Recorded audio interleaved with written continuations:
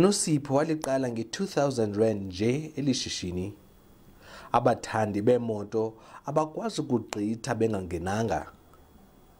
Nangona nje kukho imicelimngeni, ngoku ukhuphisana nabalungisi bemoto abaphuma kulo lonke eli. Njengoba ubona nisebenzela ngaphandle, ndiyazispraya, xa ndigqiba ukuzispraya funeka ndiphinde futhi ndizibeke kwaselangeni because andikabi nawo amandla ukuthi ndingokha ishelter. Xa ndigqiba imachinery andinayo kakuhle.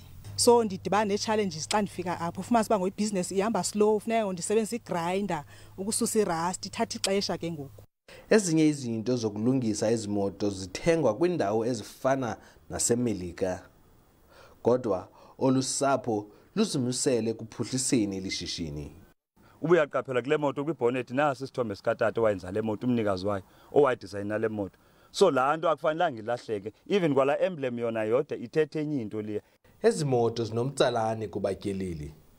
Ngoku uNosipho ufunda ngezoshishino kwiYunivesithi yaseStellenbosch. Mna pha eTransito sinemuseum nalapha apha kune-vintage cars. So xa singayicombine le ndawo ingaye ne-package enhle kakhulu for i-tourist. Ngoba abantu abaninzi baya kwezoshishino kodwa ke abaqeqeshekanga kwelo cala. Siyabaqeqesha ke bafumane izakhono zokuthi bancedwe ukuze ibhizinesi zabo zingafeyili. Eli lelinye lamashishini athwaxwe kanobomi yi-lockdown.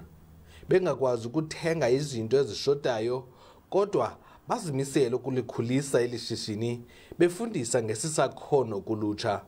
Ndingulwandile Mbulali eMount Fletcher.